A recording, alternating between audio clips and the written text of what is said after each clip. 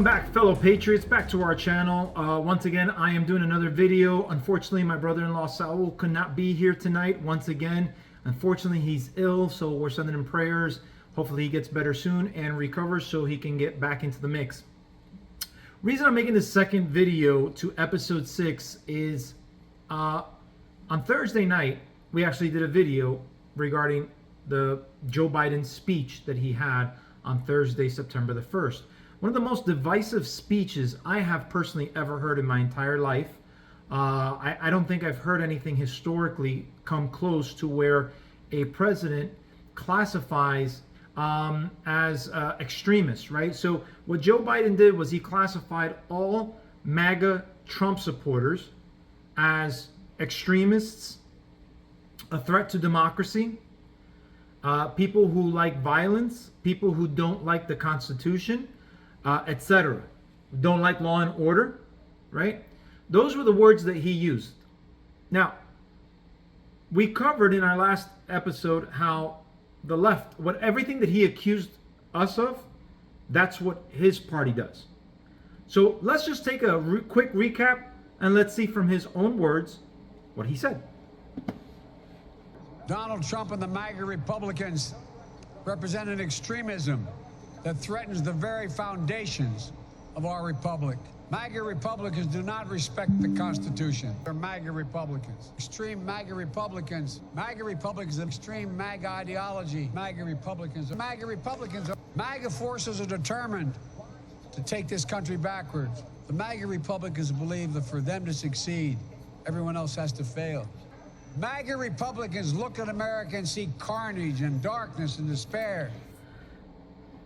So once again, he attacked 74, verbally obviously, 74 million Americans as extremists. You know, it's so divisive because here's the problem. The MAGA support. I'm a MAGA supporter. Okay, I actually been a MAGA supporter before MAGA was even a thing, right? I remember as far back as being a teenager, I was against illegal immigration. I thought the whole thing about abortion and how it's not a life is absurd, and I used to be an atheist back then. I didn't understand why we wouldn't put America first, why we were shipping jobs overseas. That meant more of my American brothers and sisters would be out of a job, right? I've always stood for these different values and different principles and so on and so forth, right? I've always loved my country. I've always regarded the Constitution. I've always looked at my flag with honor and pride, right? Can we say the same thing about the left? The left has massively changed, and we showed that in our last video. We touched on how they actually went through a movement where they supported defunding the police. Right? 2020 riots, carnage out in the street. They didn't say anything about it. As a matter of fact, a lot of them actually got together and posted bail for some of the people that were rioting. Innocents were hurt and killed in some cases, and businesses were destroyed, buildings were destroyed, and even including some federal buildings, and even a police station over in Seattle, if I'm not mistaken, was overtaken. Right? So who is the person, who is the group that really doesn't like law enforcement? Obviously, he's using that as a political point because of the situation that took place with the FBI. And no, we're not talking about law enforcement as a whole. I think, and I'm pretty sure that what we're talking about is corruption. The left talks about how they didn't want police at all. Didn't matter if they were bad cops or good cops. They wanted to defund the police. That's not what we're talking about. We're not talking about defunding the FBI. What we're talking about is getting rid of the corrupt, biased FBI, whoever it is. It could be at the upper levels or it could be the agents. We don't need corrupt cops anywhere. We don't need corrupt law enforcement. So I think it's pretty clear which side is for law enforcement and which side it wasn't and still isn't. They demonized an entire police agency. They demonized all cops back in 2020. Now suddenly they want to use it as a political talking point. The Constitution. We love the Constitution. right? Who's the one who was quoting and saying that the Constitution, the Second Amendment, is not essentially written in stone, right? I don't recall the exact words that he used, but they've made attempts at the Second Amendment. They continue to restrict it and infringe upon it. Free speech, which side censors, right? We have tech giants that are censoring us, and they're leftists, and they're doing it in conjunction with the White House in some cases, and with FBI, as it was noted. Mark Zuckerberg came out and said that the FBI came to him and told him to essentially bury the Hunter Biden story. So I don't think that really works really well. And again, during the lockdowns of 2020, during the C-19, which side became tyrannical? You couldn't go outside, you couldn't go food shopping, you couldn't go unless it was someplace that they told you to. You couldn't have family gatherings. You couldn't witness your child being born if it fell within that range. You couldn't go to say goodbye to family members that were passing away. You were forced to take a jab. You were forced to put on a mask. Which side was tyrannical? Pretty simple. But here's the interesting part, guys. They're lying to you. They've been lying to you. Yeah, politicians lie. But that shouldn't be expected. We shouldn't accept that as a status quo. We should hold these people to a higher level. Why? Because these people are in control of our money. They tax us more every single year. They increase their pocket. Listen, this is the only place that I know where you can mismanage money and still give yourself raises. I don't know any other place that does that. You mismanage money at any private company, you're out. You're out. And yet these people do it. But here's the interesting part. The following day, Friday, Fox reporter, White House reporter, Peter Doocy, asks Joe Biden about his comments, his vilification of MAGA Republicans. So let's go ahead and take a look and see how he responded. All right. Mr. President,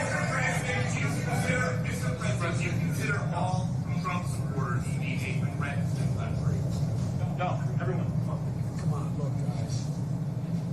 You keep trying to make that case. I don't consider any Trump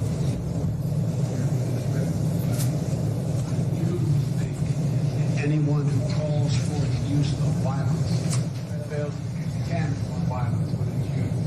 It chooses to acknowledge when an election has been won. It insists upon changing the way in which the rules and count votes. That is a threat to democracy. You know what's interesting there is how he talks about promoting violence. I don't recall, again, anybody on the left saying that violence was bad during 2020. As a matter of fact, there were a number of people that supported it. There were a number of people that encouraged it. There were a number of people that egged it on, right? So I don't recall any law and order talks from the left back in 2020. In fact, the only time that they actually like law enforcement is to protect themselves. Now, here's the interesting part. He also mentions the fact that someone who cannot accept the election results is part of that extremist group and is a threat to democracy. Okay, well, let's take a look. We already showed in the prior video how the Democrats, going back to George Bush Jr. and Al Gore, how they have questioned the elections when they don't go in their favor. So by that classification, Democrats also fall into the line of extremism. But let's take a look at someone specific. Again, Peter Doocy. Peter Doocy is just phenomenal at the White House. Let me tell you, I think the White House press secretary, I think she has nightmares about Peter Doocy because he always comes up with these great questions. But here he is, digging in a little bit further into the qualifications of what it takes to be an extremist according to Joe Biden. Understand the new attention on the MAGA Republicans. You tweeted in 2016 I knew this was Trump coming. stole an election. You I was tweeted- waiting, Peter, when you were going to ask me that question. Well, great. Here we go. You tweeted Trump stole an election. You tweeted Brian Kemp stole an election. If denying election results is extreme now, Yeah. why look So at that? let's be really clear that that comparison that you made is just ridiculous. I have been, well, ridiculous? you're asking me a question. Let me answer it. And you said it was Wait, ridiculous. I was talking specifically at that time of what was happening with voting rights and what was in danger of voting rights. That's what I was speaking to at the time. And here's the thing, I have said Governor Kemp won the election in Georgia. I've been clear about that.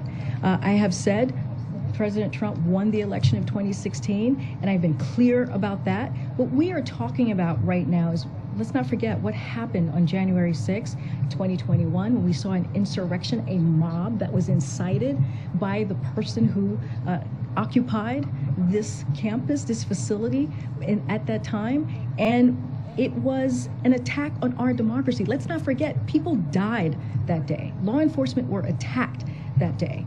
That was the danger that we were seeing at the time. That's what the president has called out, and that's what he's going to continue to call out. So yes, when you have MAGA Republicans, a extreme part of Republicans who just deny or do not want to really say what exactly happened on that day, or say it was a protest when it clearly was not a peaceful protest. That's not what we saw on that day.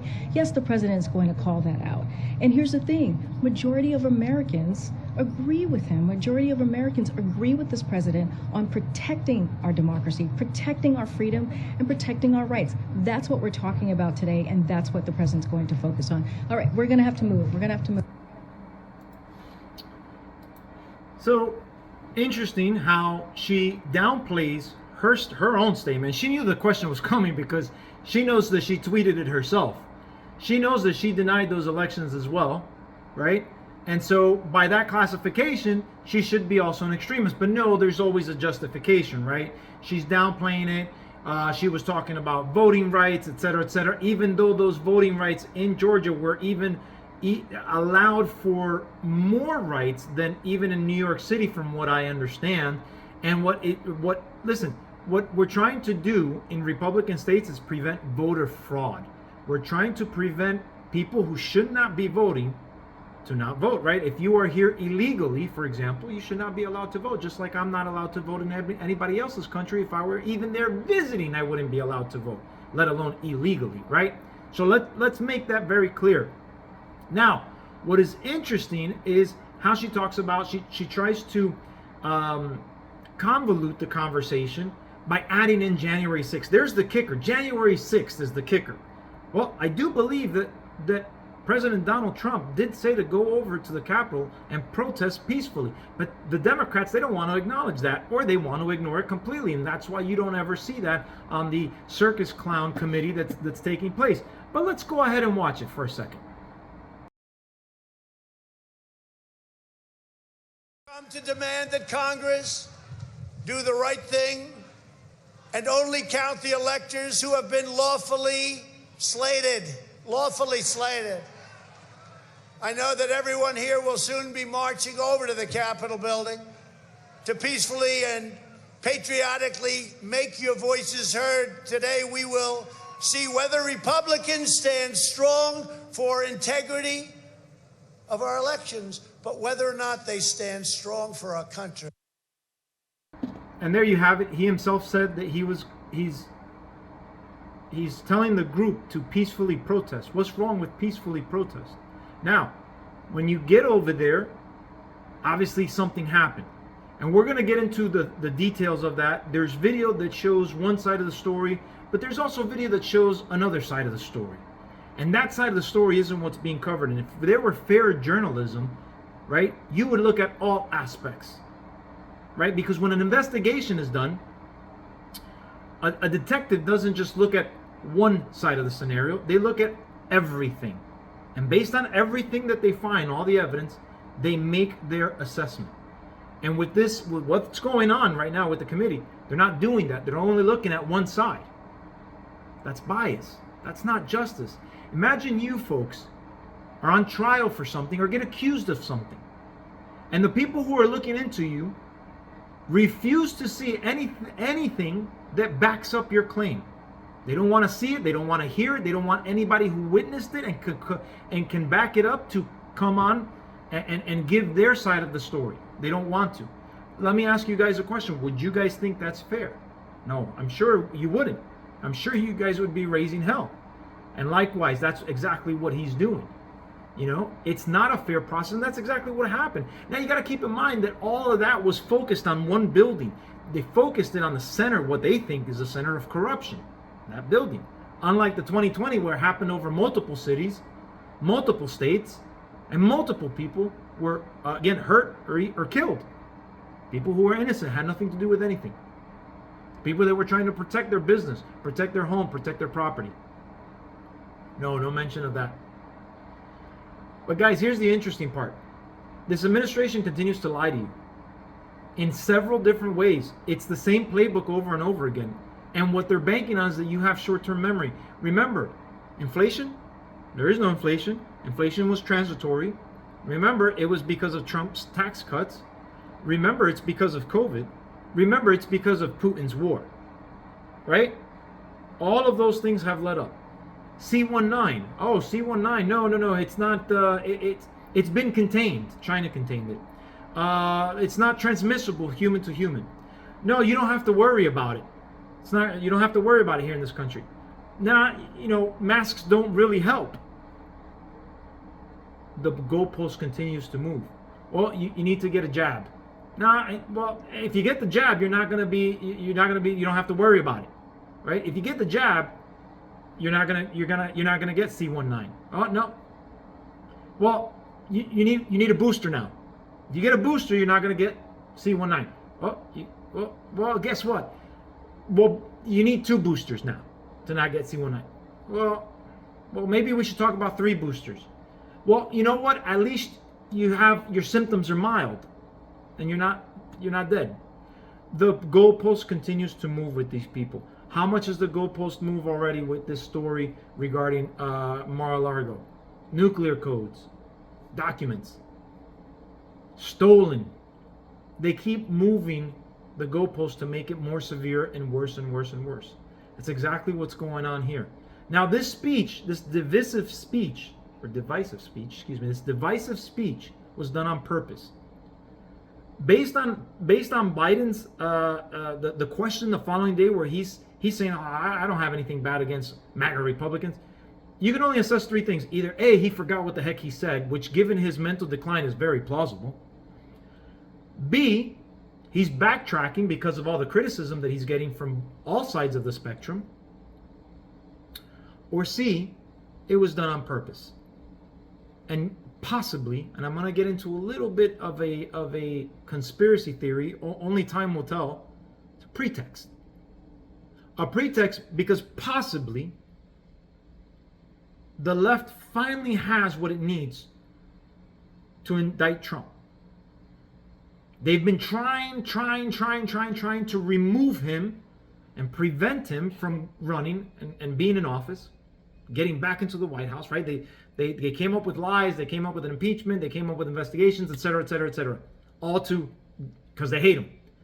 This is an effort to keep him from running in 2020, and it's a good possibility that they may get him because they're just so dirty, they're just so corrupt. They've got their insurance policy.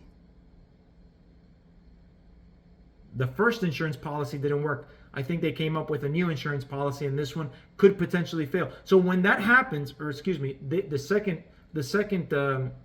insurance policy could actually work. And if that happens, we could potentially see something worse than 1/6.